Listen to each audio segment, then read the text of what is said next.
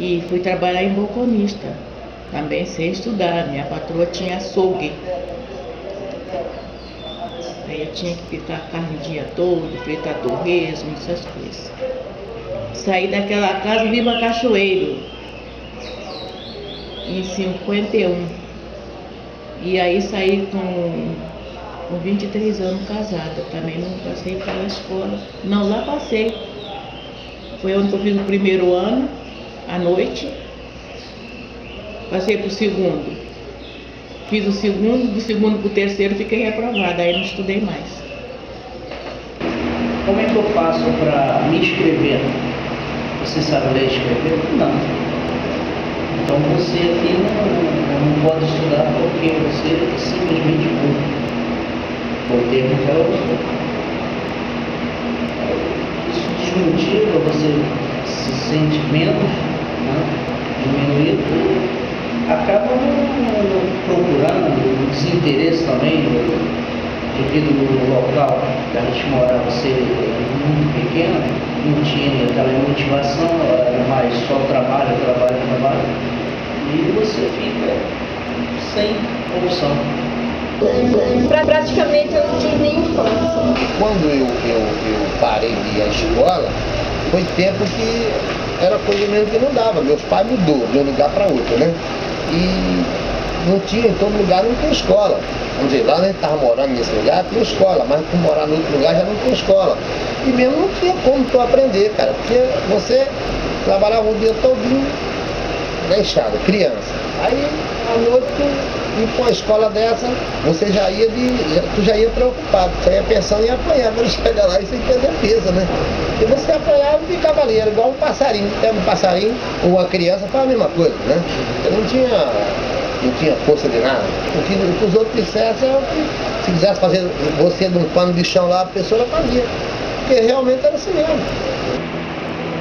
A minha infância lá na escola, a gente ia só para brincar, pegar a fila na hora da merenda e ficar olhando, né? Eu não vou falar.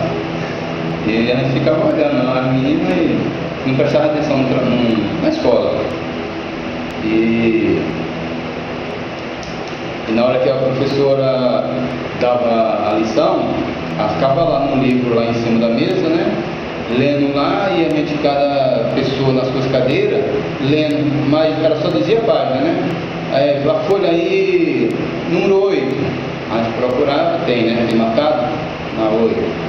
Quando a minha mãe me botou numa escolinha, uma moça lá se ofereceu para ensinar a gente, né? Era uma escolinha que tinha assim, no interior, mas aí também ela não tinha. A gente ficou uns tempos, ainda conseguiu aprender, como se diz, só o beabá.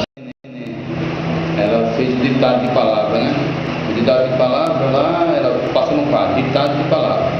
Aí a gente fica com o caderno nas cadeiras e ela fala uma palavra e a gente tem que fazer. Fala uma palavra e a gente tinha que fazer, né? E todo mundo fazendo e eu não estava fazendo, porque eu não sabia. Aí quando ela prestou atenção lá na mesa, né, que eu não estava fazendo. Aí na frente de todo mundo ela traga os seus cadernos para corrigir. Aí todo mundo levou, eu não levei. Ela falou, não, traga o seu. Aí eu falei, eu não vou levar não, mas por quê? Porque eu não fiz. E por que você não fez? Eu falei, porque eu não sei. Ai meu Deus do céu, José, minha irmã que estudava, né? Teu irmão não sabe de nada não. Aí José disse, olha, ele está aqui para aprender. Aí ela falou isso, mas eu fiz o ditado de palavra, todo mundo fez, só ele que não fez. Então ele não era para estar nessa sala de aula. Ele era para estar em outra, porque ele está muito avançado, estava na quarta série. Está muito avançado e não sabe de nada. Como é que ele vai aprender? Mas eu disse, olha, todo ano ele passa de estudo, todo ano. Quando eu fui na rádio se inscrever, o rapaz falou assim, olha, dona Rita, voz a senhora tem, porque ele fez o teste. A sua voz a senhora tem, mas a senhora não pode seguir em frente porque você não tem leitura. Como é que você vai gravar um disco? Como é que você vai assinar um contrato? Como é que a senhora vai fazer isso se a senhora não sabe nada? Aí eu parei, eu não sabia que para cantar precisa saber ler, precisa escrever. A gente não tem noção. Era noite, né? a gente trabalhava assim, para os fazendeiros, né? Capinando a enxada, né? Roçando, negócio de mato, né? Capinando o mato. E quando dava 5 horas a gente largava. E depois a gente rodava mais assim, uma hora e pouco a pé, né? Chovendo. Aí chegava a hora do caderno que você tinha um lápis de madeira, né? Os 5 lápis de madeira. Quando chegava na escola, o caderno molhado, né?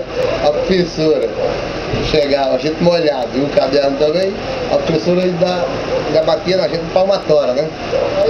Mas não tinha como aquele caderno molhado. Eu tinha uma voz muito bonita, hoje é que não tem. Aí ele falou, Dona Erli, não dá para você cantar, porque para você cantar, você tem que saber ler e escrever, e muito bem, tem que saber ler mesmo. O primário só, o primeiro ano, segundo ano, isso não é leitura.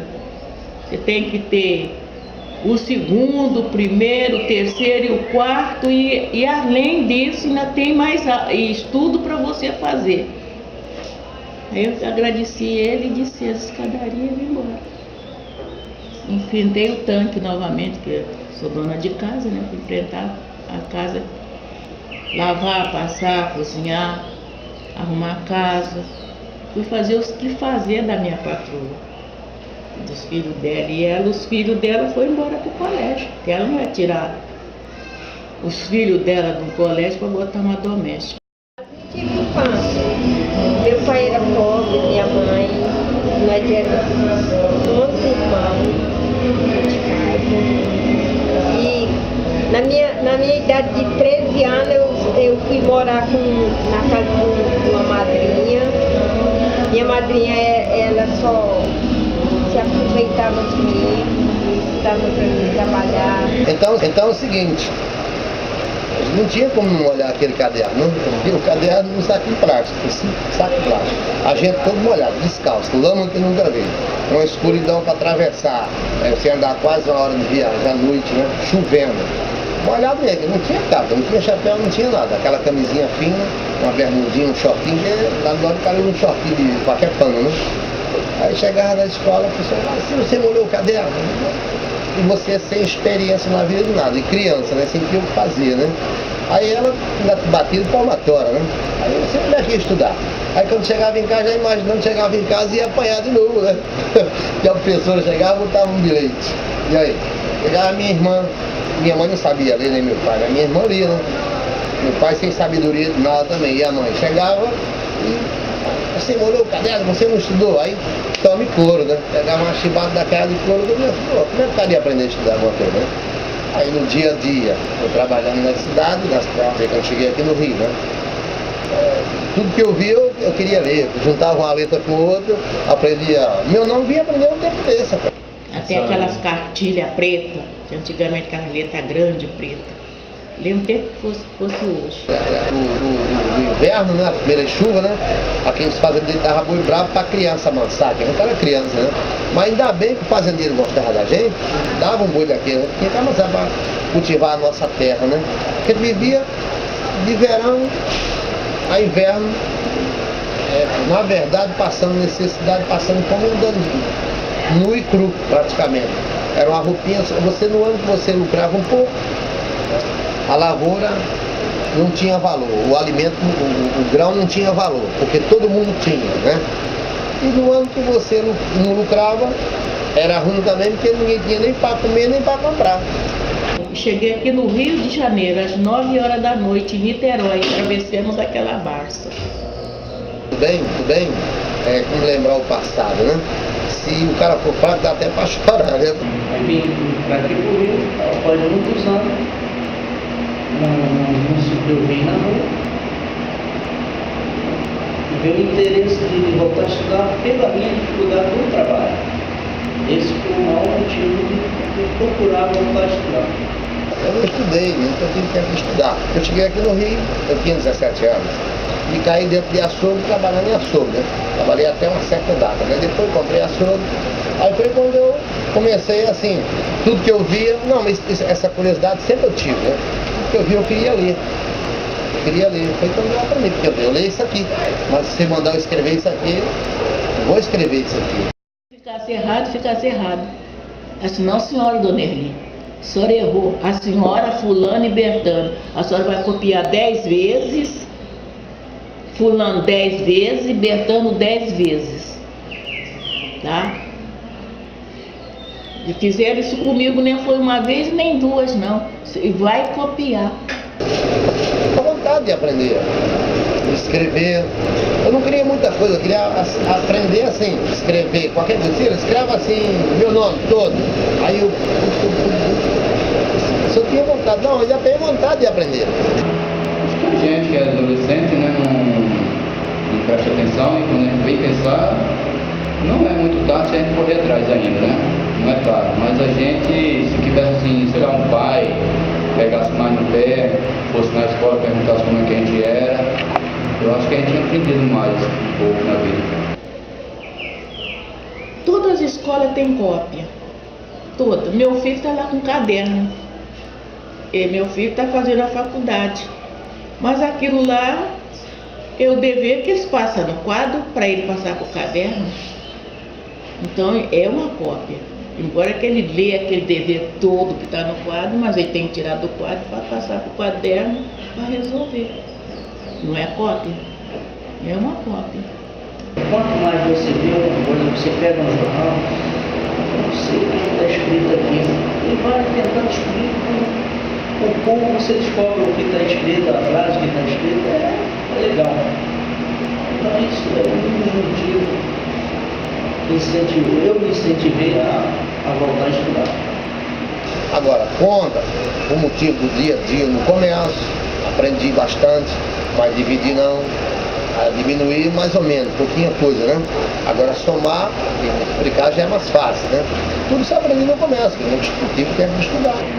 E o estudo é fascinante, quando você aprende alguma coisa, é uma coisa que te fascina. É legal você passar na rua, por exemplo, você vê um monte e saber exatamente o itinerário que ele está fazendo. Isso é maravilhoso quando você descobre isso. Não tem explicação.